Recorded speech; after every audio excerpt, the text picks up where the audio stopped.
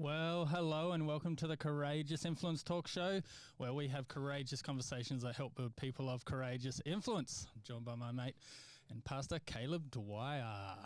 Good morning, Alex. How are you, mate? I'm living the dream. Thanks for asking. How are you? Very good, mate. Things are good. The producer is back in the building. It makes our life a little bit easier, doesn't it? It's easier. Yeah. It's more amusing. It's more fun. It's definitely more fun. Definitely takes the energy levels up a bit. And that's exactly what we're about. So I think we're going to be in for a good show. I believe so. I'm in for that is a great coffee this morning. Cafe on Corporation. Nailing it. No, good job. Smashing it.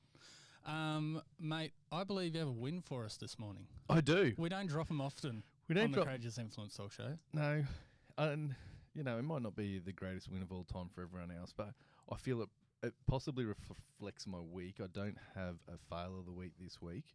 We've had sick children for a couple of weeks, then it's handed on to my wife. And, it's kind of like you just live You don't want that. It's just one of these weeks where, it's all a little bit below par. Yeah, and it's not an era that you want to be getting just even a little flu because it's like, you got to isolate or you got to go get tested if you have the slightest symptom. The kids thought it was it's a very brilliant. inconvenient. They got COVID tests and then they got another. So they just finished school holidays, came down with a head cold, and you're not allowed to send them back with any symptoms. So normally with a kid, once that contagious few days is over, but it's 10 to 14 days for all symptoms of a head cold to be gone. Yeah. So I guess 3 kids got another 2 weeks off school. They thought it was brilliant. And then our middle one wakes up on Monday and just goes, Renee just pulled the blankets off and she's like, I don't feel well. And Renee goes, that's just called being tired. Get up. So, the lowlights don't stand out at the moment. Little highlight on Saturday, everyone was feeling a bit better and I got my skid steer out and started trying to learn how to operate it correctly. Yep, don't want to blow up the tyre the first time you drive it, do you? No, that'd be embarrassing, wouldn't it? Yeah. And so attacked an area where there was some rocks that I wanted to move, and in the end, they weren't just little rocks. I was pulling out massive boulders. Like, you couldn't possibly lift them. It'd take 3 or 4 guys to lift them. It's like an iceberg situation. Very, very much an iceberg. But the bit that was just awesome is because I'm still very much a novice on the skid steer. I'm better than week 1, but still got a lot to learn. But my middle child came out and she was... Thank you. That's what it was like. Yeah. Because my middle child came out and she's bouncing on the trampoline and she's watching me pull out these massive boulders and she just starts cheering for me. She's like, oh, Dad, that one's awesome. And I just been there skinny going, yeah. And then, it was heaps of fun. In the end, she's coming over and wants to sit on my lap. And it was just one of those awesome, really cool dad moments that came out of nowhere. I was actually doing some work. Yeah. But she was just so impressed with it. Like, oh, Dad, that is a mole. Look at that one. That's the dream. It was pretty cool. You've just made it as a dad in that moment. Yeah, it was great. She was getting into me because on Sunday at church, I shoved someone into the young Liam into the broom cupboard. No, you can't do that to Liam. To Liam? So she's just becoming everyone's cheerleader, Liam is the church pest. Yeah. If anyone deserves to be thrown into the cupboard, it's Liam. Not to those little kids, though. No, actually... I've got to say to that young man, he's brilliant with kids. Yeah.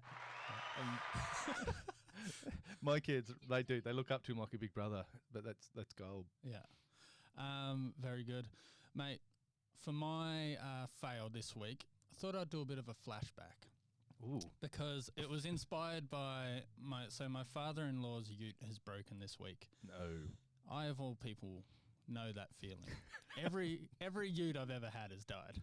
Really? Yeah. How many utes have you had? 3. Wow.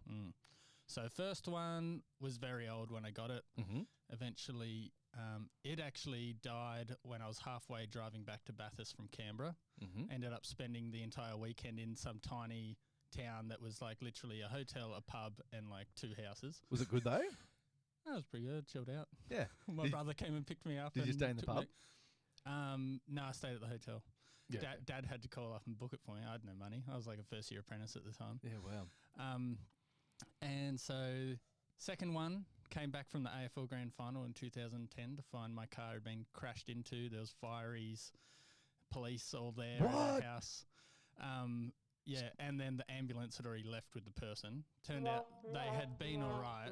They weren't, before anyone panics that we're making fun, they were all right. What happened? So you parked your car at the front of the house? Yeah, so we lived on a bit of a hill and we were just near the crest of the hill. Mm-hmm. And the person was driving up when the sun was setting, so the sun got in their eyes. Mm-hmm. And they slammed straight into the back of my ute and pushed it probably a whole car length up over the curb. Wow. And you were legally parked, like you didn't get in any trouble? Yeah. No, I got my insurance covered it. Nice. I actually got exactly what I paid for it, and I'd had it for maybe a couple of years, so I felt like a win. Yeah. I was like, it was sad. I loved it. It was Deputy Dog was the name of that car. It had the sticker already on the back of it. So good. And it was an old ute as well, Rodeo. Oh. And then my last ute that I had died 10 k's out of Bathurst coming back on our honeymoon. Oh, wow. And better than 10 k's out of Bathurst on your way to honeymoon. Yeah. So it died Mm-hmm. at the beginning of our marriage, and then I have never had a vehicle again. We've both been sharing the Barina for our entire marriage. Yeah, you guys do well with that. Yeah. You can't break routine. Do you think you'll be able to keep that up long term being out of town? Nah, my goal is to hold Melissa off as long as possible in terms of, because she's like getting itchy feet for wanting a nice proper car. Mm-hmm. But I don't want to get a big car loan. So yeah, we'll get into the house, which we've almost finished. We decided to build a house instead of buy a new fancy car. That's wise. Probably smarter financial decision. Mm-hmm. And then hopefully we can work some things to get a decent vehicle at a decent price, and nice. That can last us. So yeah, and then you'll still have the little bit run around. Yeah, hopefully it'd be good to have two cars. Two good cars. Well, ultimately, but I think at first, if we can keep the Barina and get a decent car, yeah, sure, and we can still just drive the one car mainly. Mm-hmm. And then just have that backup one for when you need to do different things or out of the ordinary things and all that. It had me reminiscing on all the cars that have broken down all in the good past. Utes. When I was an apprentice, I lost my license. What? Speeding. Speeding. Don't do it. No.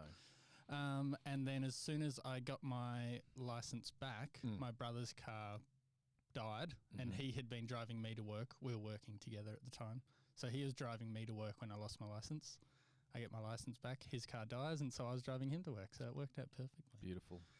So, mate, vehicles, they will be the end of us, and we can't live without them. No, they're expensive, aren't they? Yeah, painful. Well, how about we move into life lessons? Life lessons. Yeah, I've got a good one this week. Nice. Don't blame a clown for acting like a clown. Ask yourself why you keep going to the circus. I was hoping that was going to rhyme. Yeah. All right, I'll work on it. Actually, so our mate Nate just passed his test to become an ICP paramedic, so intensive care paramedic. I saw that on Facebook. I wasn't sure what it meant. What's ICP? Intensive care paramedic. So basically, they go to the more like the most intense things. Okay. And he would be like the leader of the situation if he was there. Like ICP is sort of this next step up from your general paramedic. From your general ambo, right?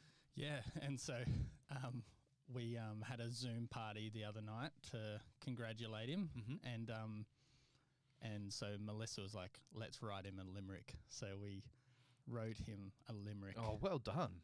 Melissa, I won't be able to find it. I'll find it for next week. Okay. She did well. Yeah, that's cool. Anyway, that was a side note. Don't be a clown. No. Don't go to the circus. Don't go to the circus. Don't blame a clown for being a clown. Ask yourself why you keep going to the circus. What are you thinking in that? Well, some people keep going back for more. And then you can't control how other people behave and act. Yeah.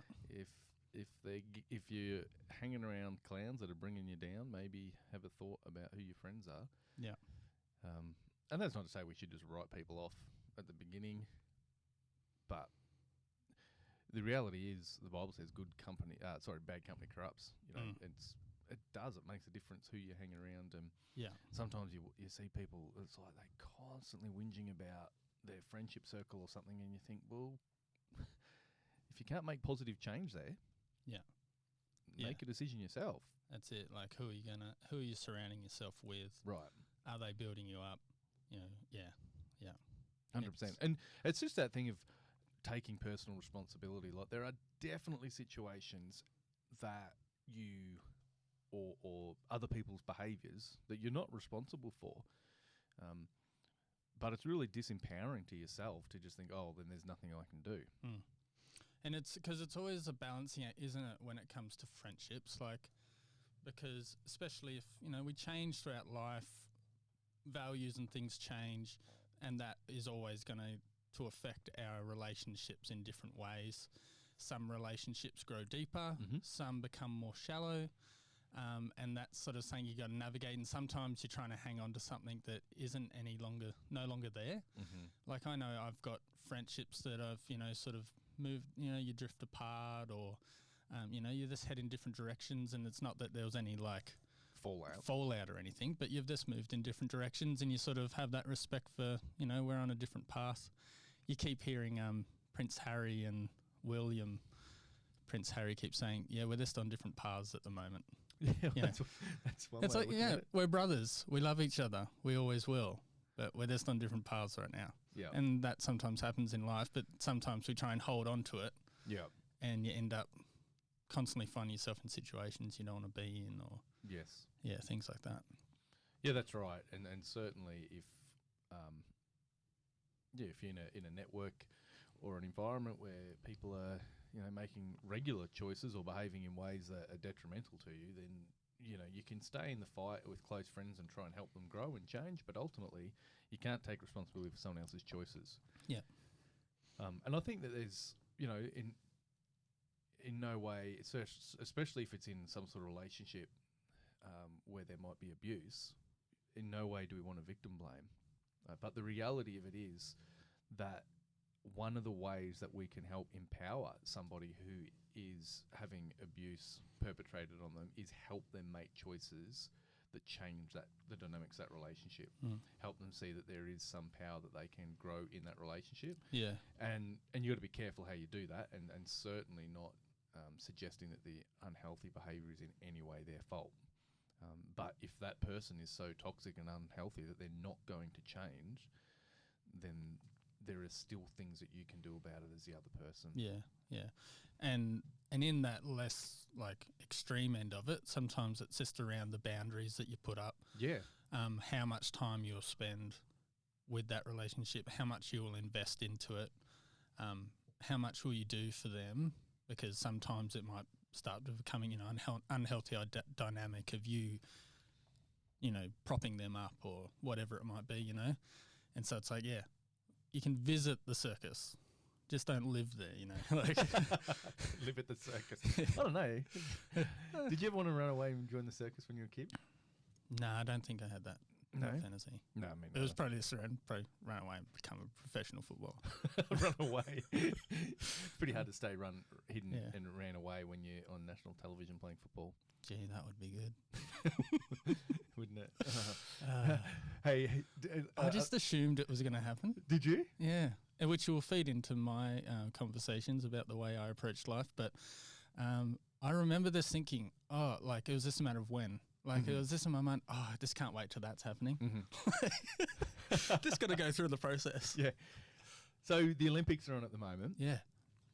Do you still, even as a relatively unfit 30 plus, sit there with some of those sports and go, I could do that in 4 years' time?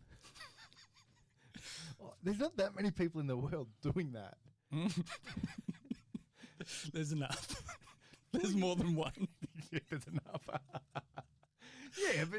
some of those sports. What ones are you thinking? Well, guess what? Here's my reality though. Melissa beat me at badminton. Oh, well, so don't do badminton. Right there. That's okay. What else is there? Did you know there's 3 people from the Central West at the Olympics right now? I did not know that. One of the rowers is from Nyngan. Yeah, right. Nyngan. Yeah. One of the soccer players is from Bathurst. Mm-hmm. And one of the hockey players is from Lithgow. There you go. So represent. Good. That's really good. Like, for a region our size. Yeah, all right. I didn't think you didn't believe me. I'm happy with that. I'm shocked myself. Yeah. Yeah. So what are you going? Here we go. What are you going to compete in at the next Olympics? To be honest, I haven't watched enough. I got it very wrong the other day. So I've hardly watched any Olympics, partly because we just don't watch free-to-air TV. Mm. And during the week, we don't really watch TV. But I was at someone's house the other day, and it was, and they just laughed at me and went, mate, it's actually a really popular sport. It was I don't even know what it's called, but they're in like tiny little boats on their own. And the sticks hanging down from the wires. Kayaking? Oh. Yeah, it's like individual kayaking thing, but they're doing loops around sticks, and I'm like, who does that on the weekend? Yeah, no, if you're going to pick one, it's got to be the least physical one possible. Yeah, that's it. He's like, do you know how fit you have to be to do that? As soon as I hear that was my first one that I eliminated. It wasn't rowing, it was kayaking. And I was like, yeah, but like, isn't that just a bunch of 20-year-olds who love adventure over in New Zealand and suddenly going, oh, I'm good at this? How they decide to start, the bit I didn't get, because they're going down kind of a rapid thing, and then there's these wires that run across the river, and then these sticks that hang down, and they've got to do loops of them and stuff. I'm like, who figured out to do that? Like, when were you ever going down a rapid in New Zealand? You're like, oh, imagine if there was a stick floating in the middle of the air right now. I'd love to do a lap around it. There are some weird sports in the Olympics. Yeah, there are some random ones. There's still not parkour. Oh, come on. Oh. 2024. Bring on parkour. Here we go. Let's start a campaign. Again, is it? Well, Brisbane, I'm assuming, because they're still calling it 2020 Olympics. Yeah, I hadn't noticed. Yeah, Brisbane's in another 12 years. Oh, it's 12 years. I thought someone was joking when they said Brisbane 2032 because they were just joking that COVID would keep pushing it back. No, we're hoping COVID's over by then. Yeah, all right. 2032 is when it's coming to Brisbane. How old will we be then? Is that another 12 years? There's like someone competing in one of the sports is like in their 70s. What? They're like no, it's like not archery. It's one that's probably more skill based than athleticism. I found out I'll be 25 when that happens. Wow. I'll be 50. But there's got to be. Yeah, you think about it. There's got to be a random sport. Okay. This is our challenge. Mm-hmm. We need to find a sport that we can train for and try and compete for in the 2024 Olympics. Because let's face it, if you pick something there's no way I can do parkour. You got to have a hard core. It has core in the name. I don't have a core. I don't have a core. You got to find something that you can sit on the couch most of the time. No, but if you think about it, darts. Right. What you got to do is you got to pick a sport that's not popular in Australia, right? So that we normally don't even put someone in for. Yeah. So all you got to do is reach the Olympic qualifying. Well, we're not talking about getting a medal here. We're just talking about rocking up going, yes. I'm on the Olympic team. I'm at the back of the procession at the opening ceremony. You get to keep a really bad uniform. Competitive dads. They are ridiculous. I was just looking and going, they must hate that they have to wear this. Some of them, you're looking at them going, they've had 5 years to prepare. And now they have to wear this. They got international designers, and that's what you came up with. All right, everyone, tuck your shirt. Yes. Oh, very good. All right, back on to more serious conversations. I actually remembered that I wanted to pick your brain on something. Oh, no. You just said it in passing the other day, that something that you had been learning in your studies was around the idea that people often feel chased by their fears. Mm-hmm. Can you expand more on that? Yeah. So what you run away from, you empower, partly because often It's the fear, the concern, the worrying about an outcome that does as much harm to our mental health as the outcome itself. Yeah. And so we can often spend time trying to avoid, and there's all sorts of avoidance and coping mechanisms that people put in place so that they don't have to face a situation or face something that might be, fear-inducing. And in doing that, you're actually empowering it. You're not dealing with it. It's still there, and it's actually controlling you because you're going to make a whole bunch of choices based around not facing that situation and avoiding that situation. And so there will be really good things and positive outcomes that you're missing out on because you're trying to run away from whatever that thing is. And you often find yourself, you'll be looking for it. Yeah. Because you're scared of it. So it's sort of like in a way you're trying to be prepared. And so you're like, so you start looking for it and then you feel like it's chasing you because you're looking for it. Like, it's like you're chasing it and you feel like it's chasing you. Yeah, it becomes a cyclical situation. Yeah, like, and it's this sort of confirming thing and it's like, oh, see, there it is.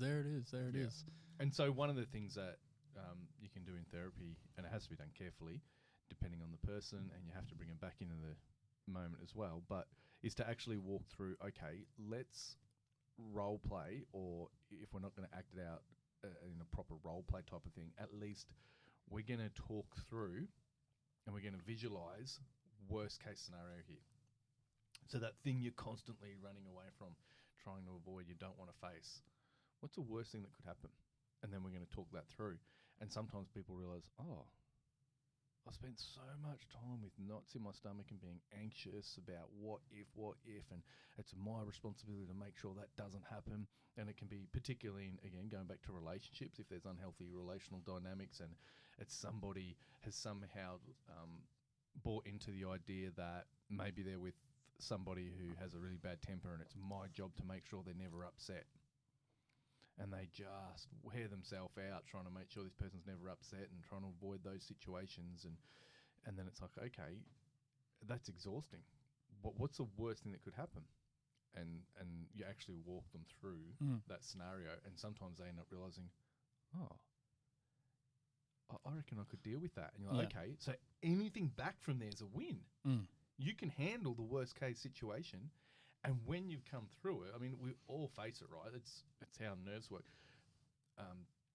Because what we're often afraid of, it's a really interesting thing.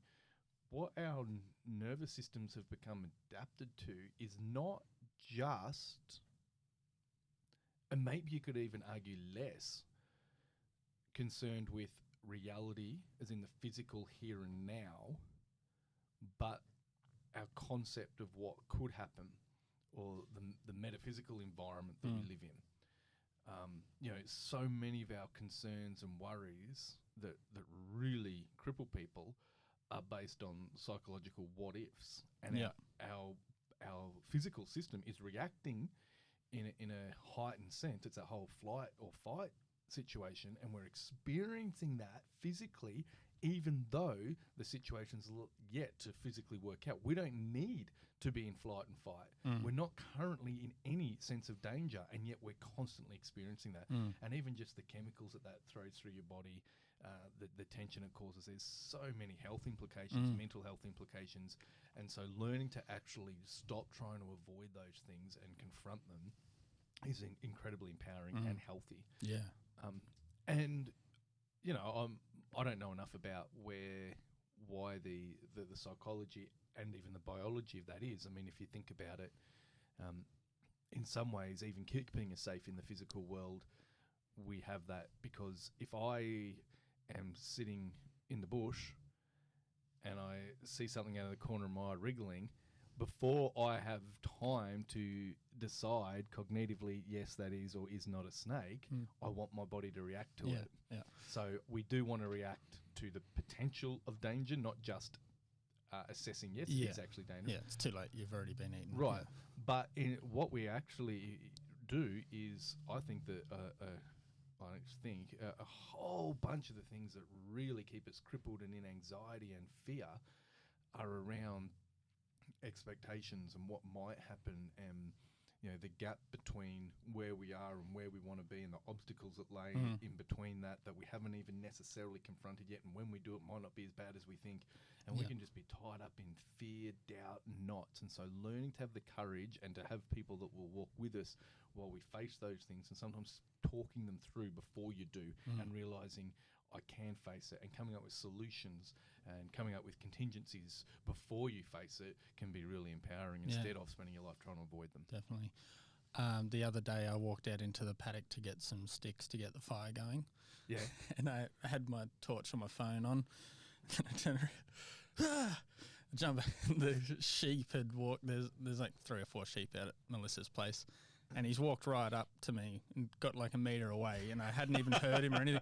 Just turned around and it was just like, and I've just leaped out of my body before I've even recognised what it was. And then he's jumped when I jumped. Wow. And then we're like, oh, it's just a sheep. Oh, jeez.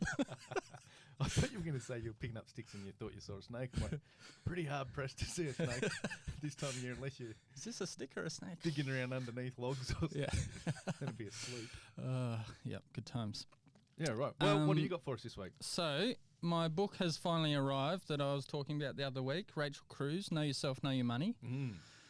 And so there's the first stage, she's talking about your childhood classroom to money. And so she talks about it in the sense of, she sort of breaks it up into a quadrant. And so I'm going to explain them to you, and you can say which one you reckon was you. So growing up, she sort of breaks it up from a stress, so in terms of emotion, being stressed or calm, and then in terms of verbalization, closed or open. And so a stressed and closed environment would be anxious. Stressed and open would be unstable. Closed and calm was unaware. And calm and open was secure. And so you can sort of look at those, and she sort of explains them a bit. I was looking at and going, for me, it was probably unaware, so closed and calm. What does this explain that? So in relation to your to household's relationship with money, so the way that you were as a child were perceiving or not perceiving things around money through the interactions of your parents and the household environment. So for some people, they might have heard their parents expressing a lot of anxious thoughts and feelings around money, or maybe it wasn't verbalized, but it was felt through, when you ask for this and you get a really harsh no, or no, we can't afford that this week, or, and so for me, I think mine was probably unaware in that I never stressed about money, but I never really thought at all about it or heard much about it. Right. It was the sort of thing that mum and dad were on top of it, sort of thing. We didn't have heaps of things. We didn't have lack of things, so for me, and so the thing that made me realize that was, it was saying someone that grew up in the unaware category probably has the approach to money of, she'll be right. Yeah. And it's like, you haven't got a plan for it, but you're not anxious about it either. So, and that can lead to, you've sort of got a bit of a blasé, it's going to work itself out, but actually money doesn't sort itself out. Something will happen. What would your first thought be in terms of your... I don't know that I could have a single thought. I think... And they're not necessarily in the extremes, because like I wouldn't say I was in an extreme unaware, because I did have pick up some things about money. Like for me, the big thing that I probably picked up from my mum was saving. Mum is like extremely prudent. And mum and dad being separated now, you sort of see a different contrast between people's spending habits that when they were together probably wasn't as extreme. But like when I look at mum now, she is like so prudent with her money. She'll literally like map out like how many dollars a day she'll spend on petrol. She's like, I know that I can get from here to there, and that's my petrol quota for the day, sort of thing. Like, whereas dad's a lot more free flowing. yeah, it's really interesting. Yeah, mine was probably a journey. So I can remember. Can you just show me the quadrant again? When I can remember when it was, I guess in quadrant 2, which is unstable. Although I don't know that I'd use that as the overall descriptor, but certainly there was stress and there was a degree of openness about that. Where going into marriage, neither of my parents had much financially at all. And then when I was a small child, our house burnt down in a bushfire, and they had even less. Yeah. And then watching my parents work incredibly hard, take a couple of calculated risks in terms of some investments, and have to work really hard with high interest rates just to be able to keep up with those investments. And in those years before the investments paid off, and just trying to keep up with the loans and things, there was hard work and certainly a degree of stress and probably tiredness and stuff, but that was associated to the hard work, and there was not a lot of money getting around. Yeah. And I know that, you know, there were even, and I actually think it did us some good, but I can remember as young kids, if we wanted brand name shoes, Mum would be like, well, I'm paying this much. That's what I think is a reasonable amount for shoes. And if you want to spend more than that, you can save your own money up to buy them on top of that. Yeah. Because they just didn't have it. Yeah. And then in later years, though, I saw the payoff of that and the discipline and the hard work that my parents did. And so, you know, they're certainly not rich by any stretch, but they're very comfortable. And the thing that they stress is that you can be in a secure household that doesn't have a lot of money, or you can be in an anxious or unstable family and have heaps of money. Right. Because it's more so about your approach to it. Do you have a plan? Are you feeling in control of your money, or do you feel like it's controlling you? Yeah. Do you feel like you never have enough? Is it something that causes anxiety? Is it something that's a stress? Is it a pain point? Is there fear surrounding it? Because, you can have not a lot of money, but there's contentment, there's gratitude, there's peace, there's understanding of and working within a budget and you know, using your money as efficiently as possible. Yep. So I think in those early days, particularly, there was a degree of stress around it because it was such a big step. But it was a calculated risk. And it's, to be honest, it's one of the things that I've learnt off my parents, but also it's one of those things that I'm phenomenally proud of my parents when I look at what they managed to achieve in one generation for our family financially. The risks that they took, but the incredibly hard work that they put in. And even in that, you know, we might not have had the brand name clothes, and we might not have, you know, flown away for holidays and things, but they'd drive us for a holiday. Like, you know, Mum and Dad still made a way that it was, I had a great childhood. Like every kid, you pick up the odd scar along the way. That's just growing up. But, so I saw both sides of it, whereas I have siblings that are significantly younger than me, and there's 3 of us that are around my age. And the siblings that are younger didn't really see those stressful years that Mum and Dad put in. Yeah. And I reckon their experience and look, they're awesome. I get on really well with them, and I don't say this to be derogatory whatsoever, and there's certainly no angst between us as siblings, but their relationship with stuff and their level of expectation around what life should just offer you is certainly higher than what the 3 first kids are.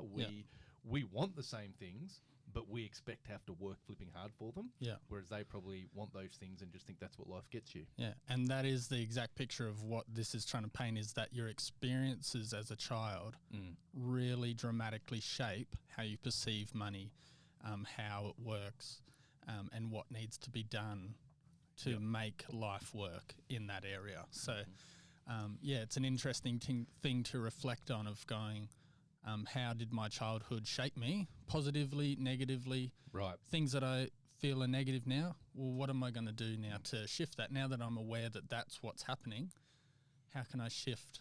How can I either bring in a bit more reality, or because I had to make the big shift because I was just so, it'll work itself out. It's like, are we ever going to have a house? Yeah, of course we will. Like, we're earning like very little money between the 2 of us. Yes.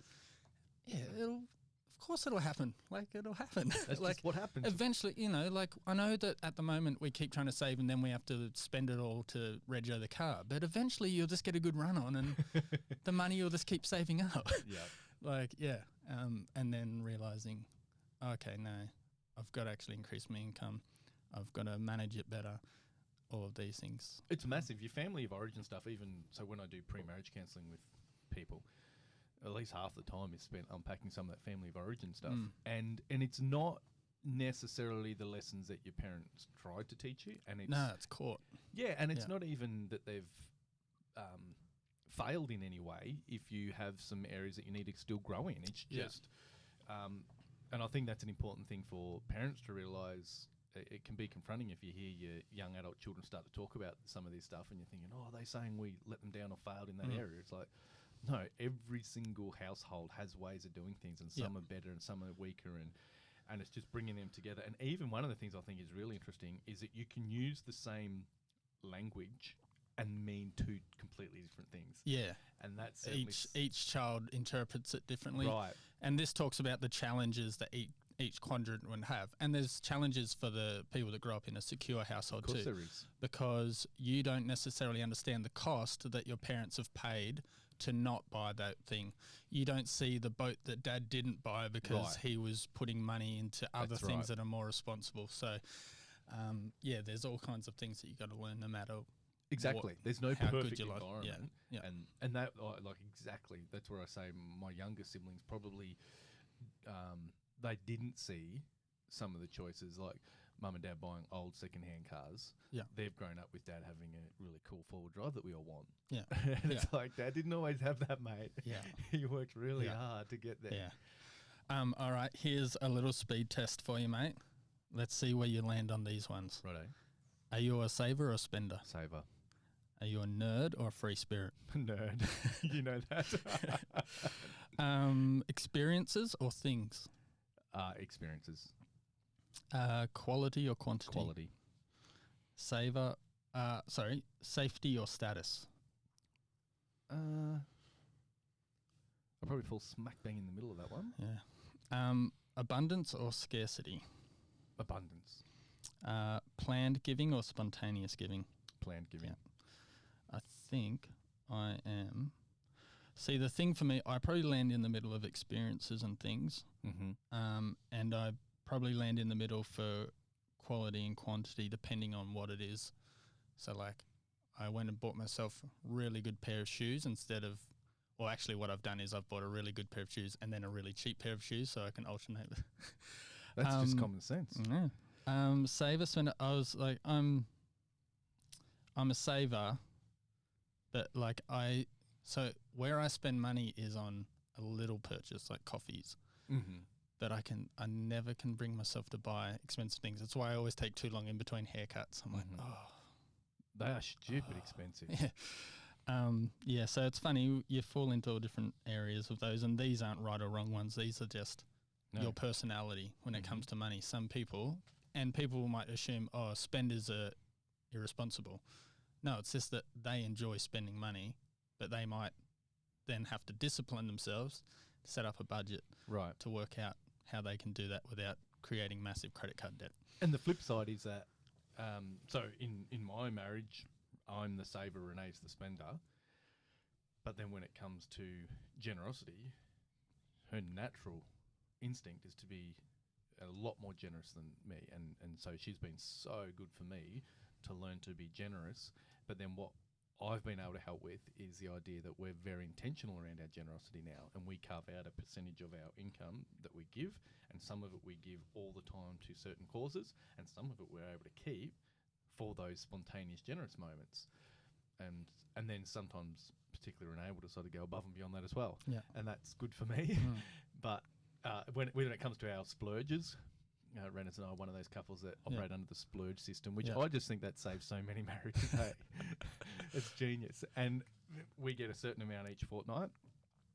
And I've been able to buy some really good quality things with my splurge, whereas Renee, like, it's not unusual. And we get the same amount every fortnight, but if you looked at our balance, it wouldn't be that uncommon for Renee to have $6 and for me to have $600. That's awesome. And she'll have 47 pairs of shoes. Yeah. I'll have one decent pair of work boots. Yeah. That's funny. Oh, very good. I'm sure I'll have more thoughts around money as I read through this one. Yeah, it's a good one. But that'll probably do us for today. Thanks for your time, Al. Good stuff. Thanks, producer. Thanks for listening. Make sure you're following us on the socials, on YouTube, Spotify, and we'll be back next week. Hey, do people have a way of getting in touch with the show? Because it'd be interesting to have people write in topics they want us to discuss. You can comment on or DM on Insta. Yeah, give us some. And YouTube. Give us some ideas. We do have a couple from earlier in the year before we started filming. I said, what are some topics you'd like to discuss? And I got a couple then. So, yeah, we can bring up a few audience requests. What can we have courageous conversations about? Next week, let's do an audience special. Sounds good. Share Cool. your fail. There'll be some good ones. Yes. All right. Talk next week. All right.